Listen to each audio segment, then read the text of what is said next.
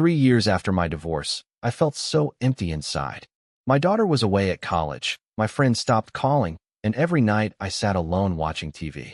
Then I found her online. She seemed perfect, like someone finally saw me. Her name was supposedly Sarah. Beautiful photos, warm smile, always asked about my day. She made me feel important again. For the first time in years, I looked forward to waking up just to message her. She said she was a business consultant working overseas. We talked for hours every night. She remembered everything I told her, asked about my daughter, my work, my dreams. No one had cared about me like that in years. She never asked for money at first. That's what I tell myself now. She built trust for months. We talked about marriage, about me moving overseas to be with her. I was completely blind to what was happening. Then the first emergency came. Her mother needed surgery. Could I help with just $5,000? She was crying on the phone. I sent the money without thinking twice. I loved her. She said she'd pay me back as soon as her overseas accounts cleared. I believed her completely. She was going to be my wife. Of course I trusted her with my money. That's what love is, right?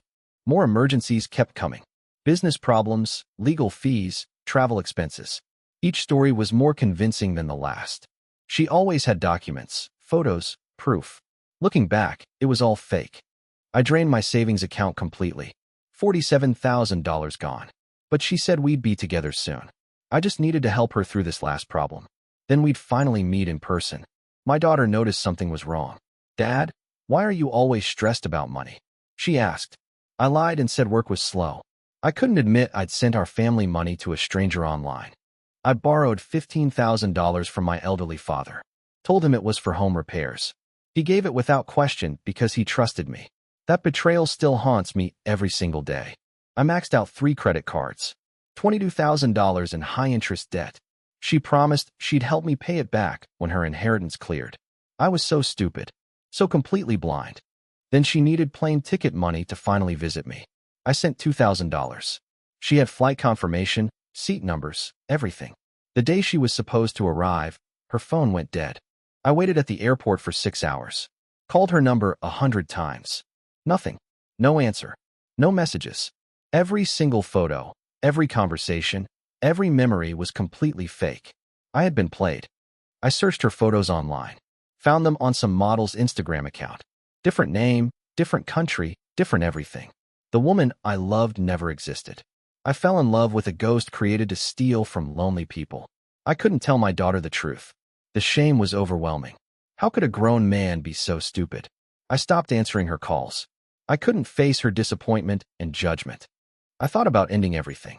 The debt, the shame, the loneliness felt unbearable. I sat in my truck after work and cried until I had nothing left. That was my lowest point. My daughter showed up at my apartment unannounced. "Dad, I know something's wrong," she said. "Please tell me." Her love broke through my shame. I finally confessed everything that night. She didn't get angry. She just held me and cried. "Dad, you're not stupid. You were lonely," she said.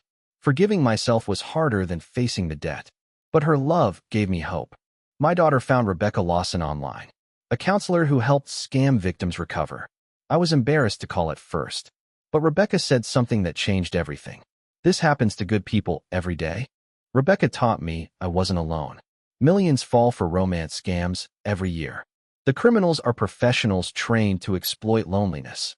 She helped me separate my worth from my vulnerability. We made a plan to tackle the debt. Credit counseling, payment arrangements, bankruptcy options.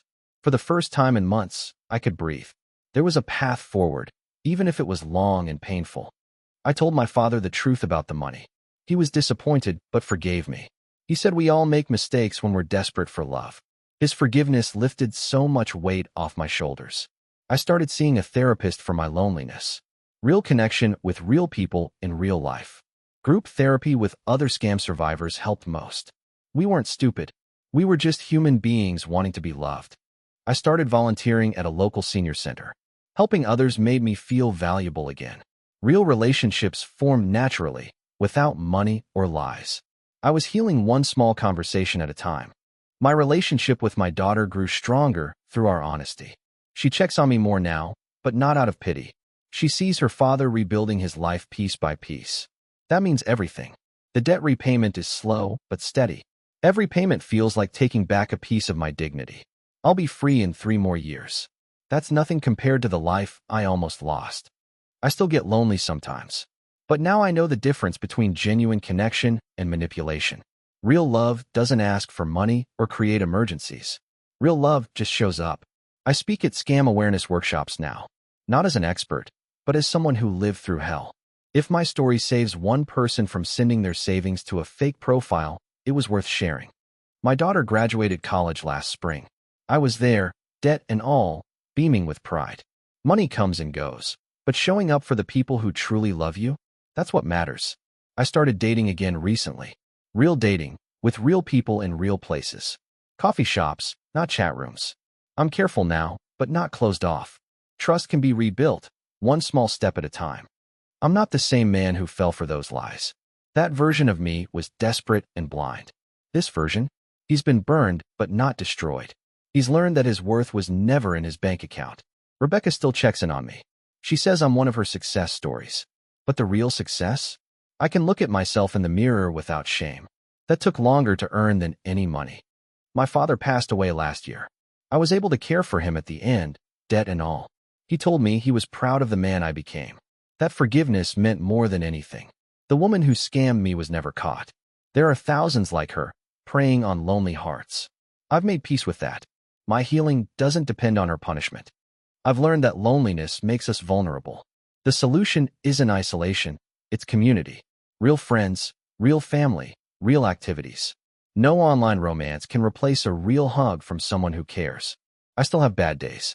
Days when the shame creeps back, when I wonder how I could be so blind. But those days are fewer now. And when they come, I call my daughter or Rebecca.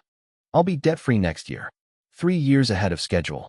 Every overtime shift, every skipped takeout meal, every small payment has added up. I'm reclaiming my life $1 at a time. The man who lost everything to a ghost learned that real treasure was never online.